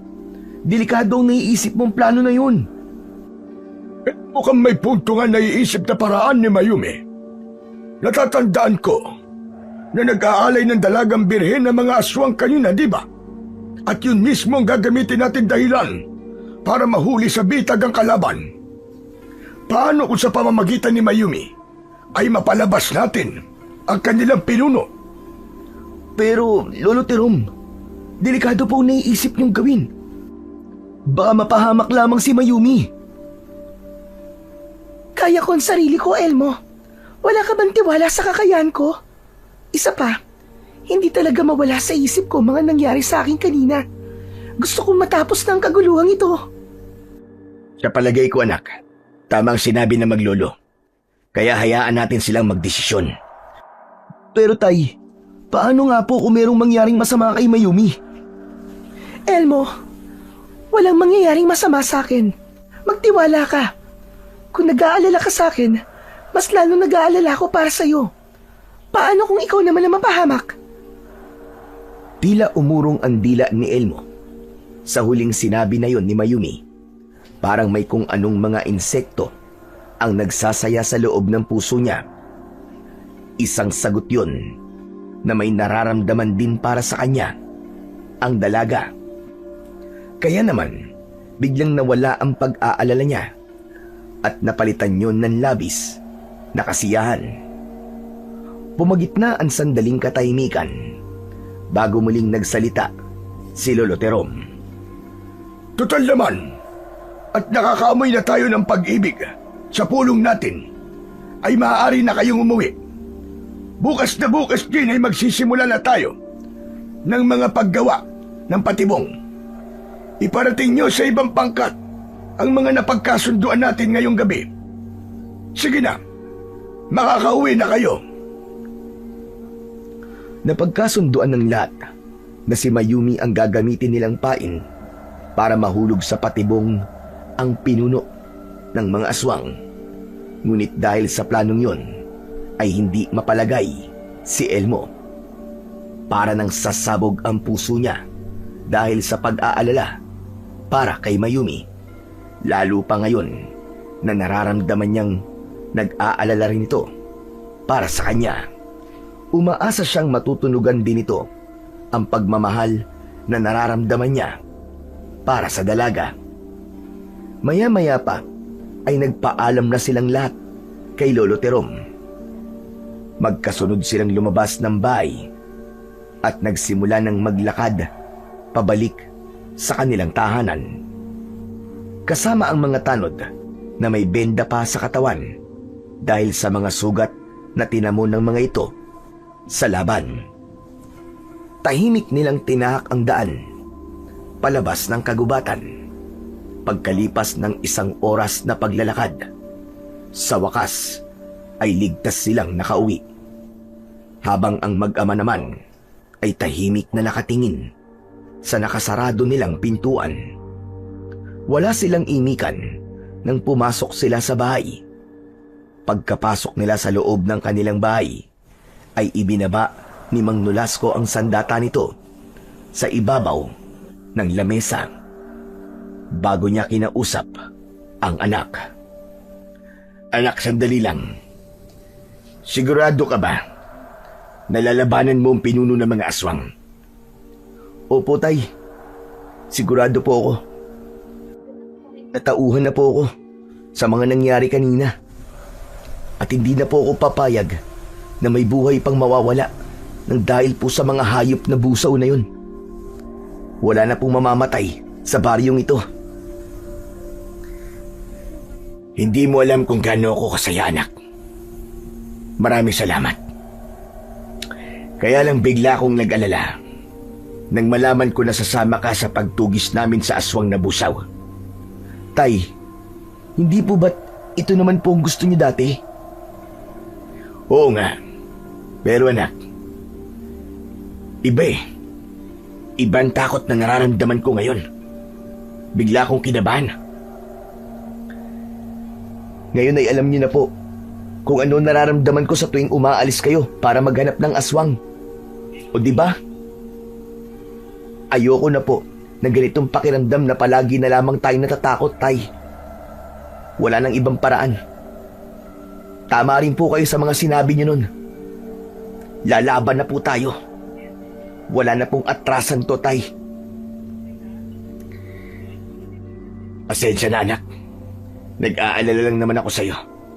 Dahil hindi natin alam kung hanggang kailan ang bisa ng kapangyarihan ng mga kamay mo. Paano kung sa gitna ng labanan ay biglang mawala ang kapangyarihan mo? Anong gagawin mo, anak? Hindi po yun mangyayari, Tay. Naniniwala po ako na may dahilan kung bakit ipinagkaloob po sa akin ang kapangyarihan ito. Ang nagbabaga akong mga kamay. At hindi ko po sasayangin ang tiwalang ibinigay sa akin. Gagamitin ko po ito para tapusin ang paggasik ng lagim ng mga aswang. Ililigtas ko po ang buong baryo. Isang malalim na buntong hininga ang pinakawalan ni Mang Nolasco bago ito tuluyang nagpaalam sa kanya para magpahinga sa loob ng kwarto nito. Naiwan naman sa sala si Elmo habang nakatingin sa sandata ng kanyang ama. Sa isip niya ay hindi niya alam kung ano ang maaaring kahinatnan ng plano nila. Maya-maya pa ay dinalaw na ng antok ang binatang si Elmo. Kaya naman, sa bangko na siya nakatulog at hindi na pumasok sa loob ng kanyang silid. Kinabukasan ay nagising ang natutulog na diwa ni Elmo sa malakas na pagyugyug sa kanyang balikat ng kanyang ama na si Mang Nolasco. Pagmulat niya ng kanyang mga mata ay nakahanda na ito para sa pagsasagawa ng kanilang mga plano. Kaya naman, bumangon siya sa upuan at kinausap si Mang Nolasco. Tay, paalis na po ba kayo? Oo, anak. Sumunod ka na lamang sa amin sa lugar na pinag-usapan natin ni Lolo Terong. Nariyan na rin ang mga kasama natin para sa paggawa ng mga patibong. Sige po, Tay. Mag-iingat po kayo. Isang tangulang ang itinugon sa kanya ni Mang Nolasco at pagkatapos ay dinampot nito ang pana at itak. Saka naglakad palabas ng kanilang bahay. Nahabol na lamang niya ito ng tingin, saka tumayo at naghanda na rin ng kanyang mga dadalhin. Uminom muna siya ng kape at nagpalit ng damit. Pagkalipas ng ilang minutong paghahanda, ay lumabas na rin siya ng kanilang bahay. Agad niyang tinakandaan papunta sa gitnang kakawyan sa lugar na paglalagyan nila ng mga patibong. Pagkalipas ng ilang minutong paglalakad, ay nadatnan niya na abala na ang lahat ng kanyang mga kasama sa paghukay. Pinalibutan nila ng patibong ang paligid ng kagubatan, habang ang iba naman ay naghuhukay ng mga balon na paglalagyan nila ng tinulisan na kawayan, pati na ang paglalagay ng palatandaan at lason sa dulo ng talim ng sibat. Lahat ng mga yon ay mabilis nilang naihanda. Pagkalipas lamang ng ilang oras, ay natapos nila ang lahat ng mga gawain. Kalat na ang dilim sa buong paligid nang sila ay makapagpahinga. Kasama ang pangkat ni Nadagul, ay abala sila sa pagtutulis ng kawayan na gagamitin nilang sibat laban sa mga aswang. Nang matapos ang mga ito, ay sakto naman na dumating ang dalagang si Mayumi kasama ang lolo nito na si Mang Terom. Binigyan sila ng maiinom na tubig at nilagang hinog na saging na saba bago nila itinali ang dalaga sa gitna ng kakawyan habang nakagapos ang mga kamay. Sa gitna ng malamig na kakawyan, tahimik na nagsasalo ang grupo habang kumakain. Ngunit biglang nagbago ang simoy ng hangin. Isang mabahong singaw ang umalingasaw, mabigat at nakakasulasok, na parabang nabubulok na laman na matagal nang inilibing. Naputol ang kanilang tawanan at pagkain nang mapansin ang kakaibang nangyayari sa paligid. Isa-isang napalingon at napahinto ang mga kamay sa kanilang pagsubo. Pagkaraan ng ilang saglit na katahimikan, ay mabilis silang napatayo. Dinampot nila ang kanilang mga sandata at naging alerto sa paligid. Maya-maya pa ay nag-aalalang napatingin si Elmo sa kinaroroonan ng mahal niyang si Mayumi. Tay, kahit na anong mangyari, wag niyo pong aalisin ang tingin kay Mayumi. Natitiyak ko pong nasa paligid lamang sila. Maging alerto po tayo. Sige anak, mag-iingat ka. Humanda kayo mga kasama! Naririyan na sila! Biglang pinalot ng pag-aalala ang puso ng mga tanod at manunugis nang marinig ang malakas na boses ni Lolo Terom. Yun ang udyat sa napipintong pagsalakay ng mga aswang na busaw. Mula sa madilim na bahagi ng kakahuyan, kita nilang lahat ang paglitaw ng isang busaw. Kaya naman, nag-aalalang napasulyap si Elmo sa kinaroroonan ng dalaga. Nasa gitna nila ang nakataling si Mayumi. Kitang-kita ni Elmo ang bakas ng pag-aalala sa muka ng dalaga, habang sa paligid nito ay nagkalat ang mga patibong. Sinigurado nila na kapag lumapit ang pinuno ng mga aswang sa dalaga, ay mahuhulog ito sa balon na puno ng matatalim na sibat. Maya-maya pa ay nagsalita si Dagul habang hindi rin umaalis sa tabi ni Mayumi. Anak naman ng putya, oo. Sigurado ba kayo na magtatagumpay tayo sa patibong nyo? Baka lalo lamang mapahamak si Mayumi. Huwag kang mag-alala, Dagul. Hindi ko hahayaan na masaktan o mahawakan ng pinuno ng mga aswang ang dulo ng daliri ni Mayumi. Magdadaan muna silang lahat sa ibabaw ng bangkay ko. Tandaan mo yan. Kung totoong nag-aalala ka para kay Mayumi, hindi mo dapat itinaya ang buhay niya para sa ganitong katangang desisyon. Isipin mo, naunahan tayo ng mga aswang. Dapat ay nakatago tayo habang iniintay sila, di ba? Pero ano nangyari? Tayo ngayon ang nasa bitag nila. Parang tayo pa ang nahuli nila. Hoy, Dagul, maghinay-hinay ka sa mga binibitiwan mong salita. Dahil hindi katangaan ang tawag dito, kundi diskarte. Kailangan talaga magsakripisyo para magtagumpay. At saka hindi ako tanga para itaya ang buhay ng babaeng mahal ko kung hindi ako sigurado na mananalo tayo sa laban na to.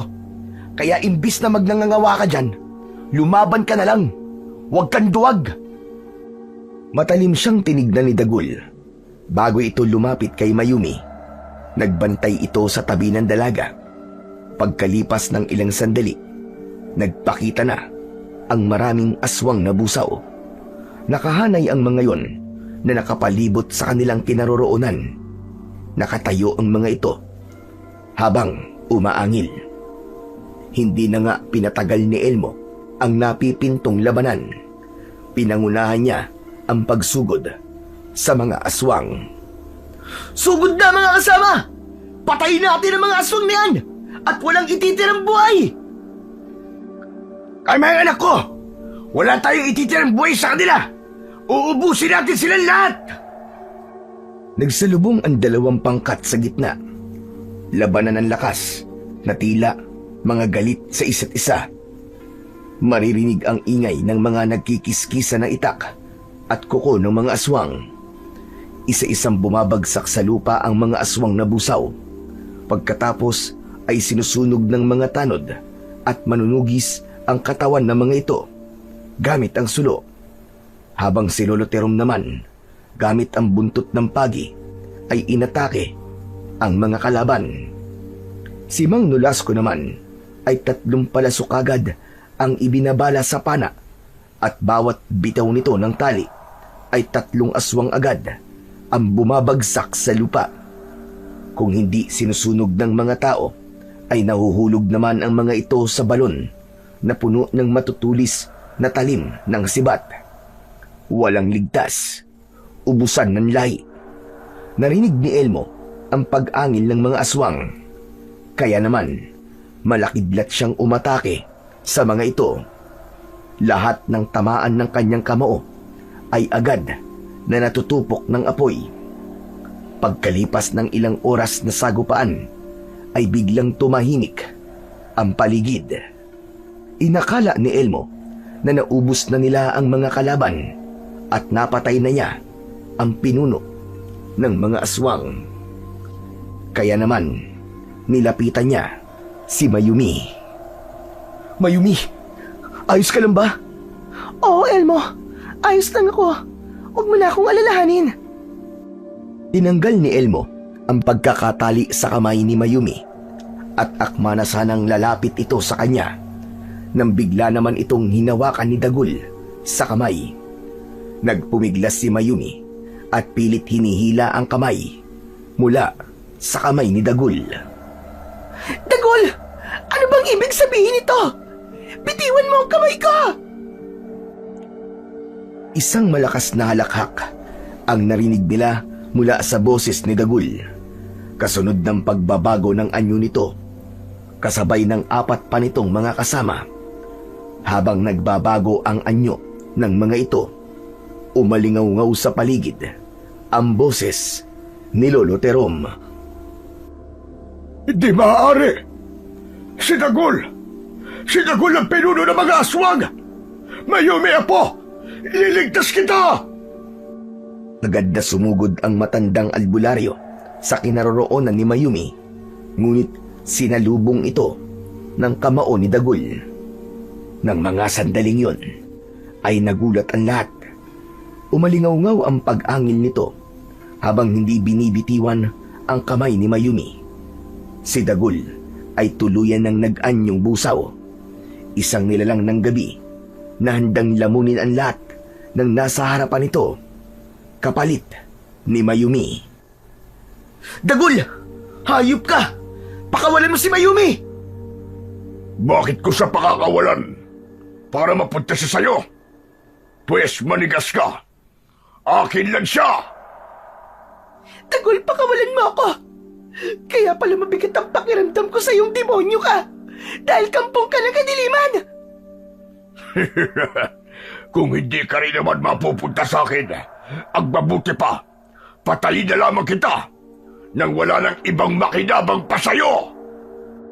Iniangat ni Dagul ang kamay nito para saksakin ang leeg ni Mayumi gamit ang matutulis nitong mga kuko. Ngunit mabilis na tumalon si Elmo para hawakan at pigilan ang kamay ni Dagul.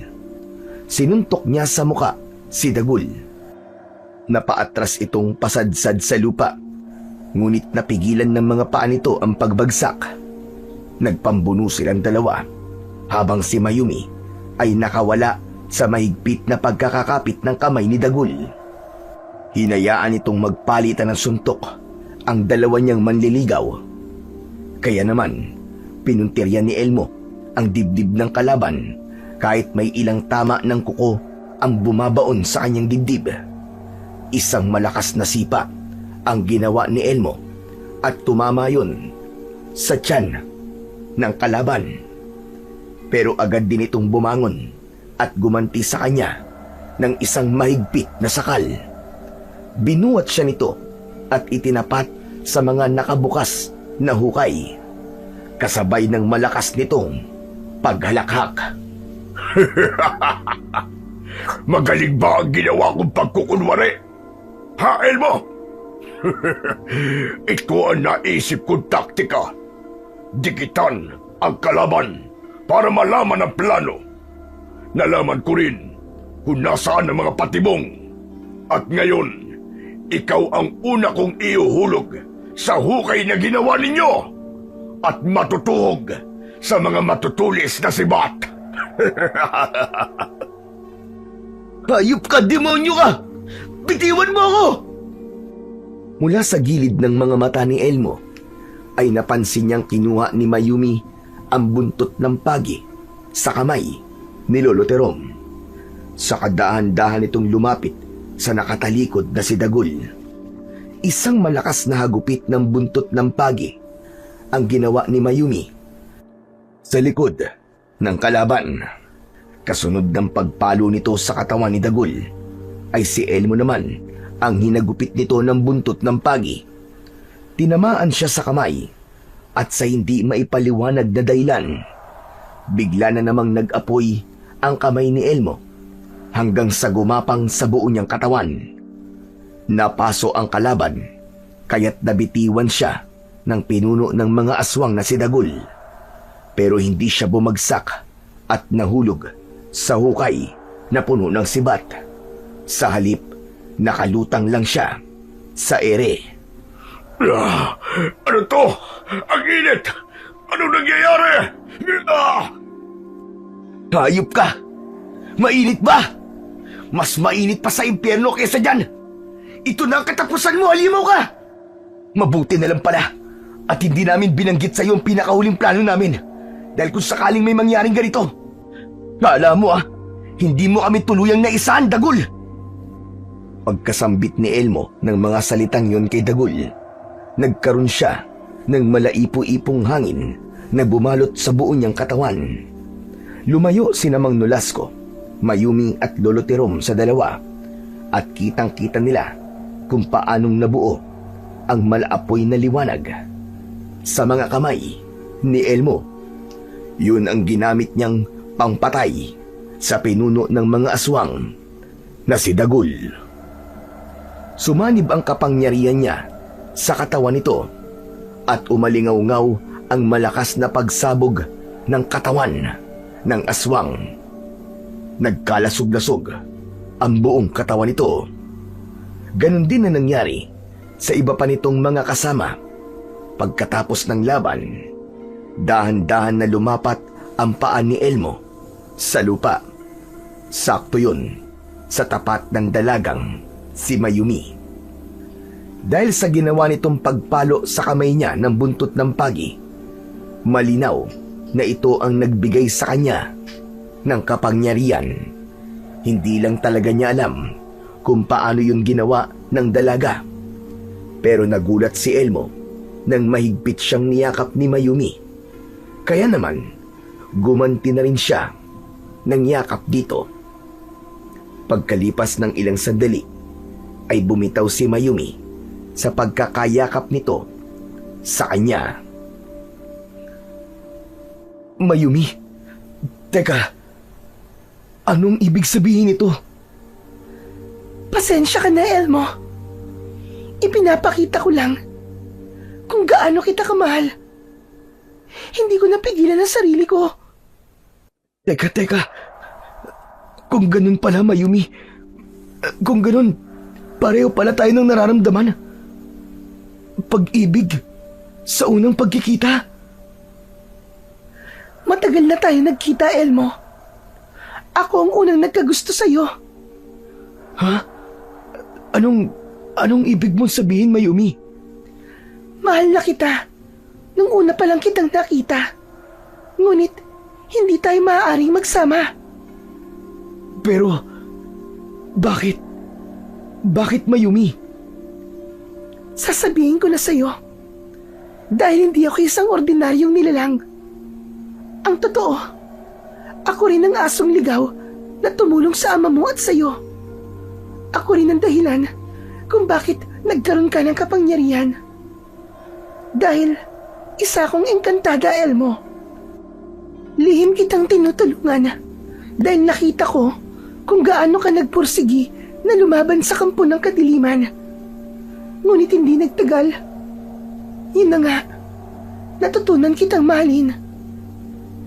Patawarin mo ko, Elmo, kung di ako naging tapat sa'yo. Wala kang dapat na ihingi ng pasensya sa akin, Mayumi. Ang mahalaga, alam ko na meron ka ring pagtingin sa akin. Pero Mayumi, gusto kong malaman mo. Kahit engkantada ka pa, kahit sino ka pa, o kahit ano ka pa. Tanggap ko ang buong pagkatao mo. Lalo na ngayon na nalaman ko na ikaw pala ang asong yun at nagligtas sa buhay naming mag-ama. Pati na ang pagbibigay sa akin ng kapangyarihan. Sapat na ang lahat ng mga yun para masabing naging tapat ka sa akin. Mayumi, matatanggap mo ba ako bilang asawa mo? Mahal ko. Oo, Elmo. Tinatanggap kita bilang asawa ko. Magpapakasal ako sa'yo, mahal ko. Nang tumingin si Elmo sa mukha ng dalagang si Mayumi, lumiwanag ang buo nitong katawan. Ganon din si Lolo Terom. Lahat ay nagulat sa natuklasang lihim ng maglolo.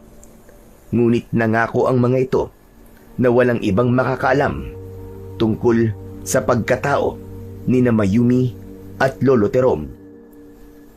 Tinawid ni Elmo ang espasyong nakapagitan sa kanilang dalawa ng engkantadang si Mayumi. Nang magtagpo sa gitna, ay agad silang nagyakap ng mahigpit. Pinagsaluhan nila ang pag-ibig sa pamamagitan ng matatamis na halik.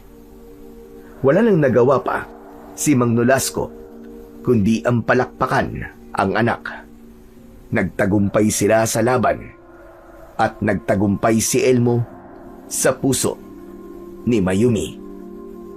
Mas lalong lumutang ang kagandahan ng dalagang si Mayumi nang malantad ang totoo nitong itsura bilang isang anak ng engkantada.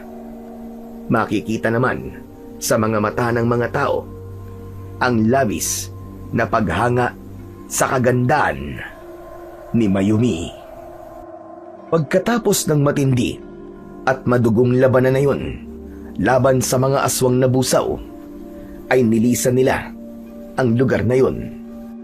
Pagkatapos ng ilang araw, muling bumalik ang katahimikan ng baryo at naibalik ang mga nawalang buto ng mga bangkay sa lumang sementeryo. Samantala, paglipas ng 5 araw, ay naganap na kagad ang kasalan sa pagitan ni na Elmo at ng engkantadang si Mayumi.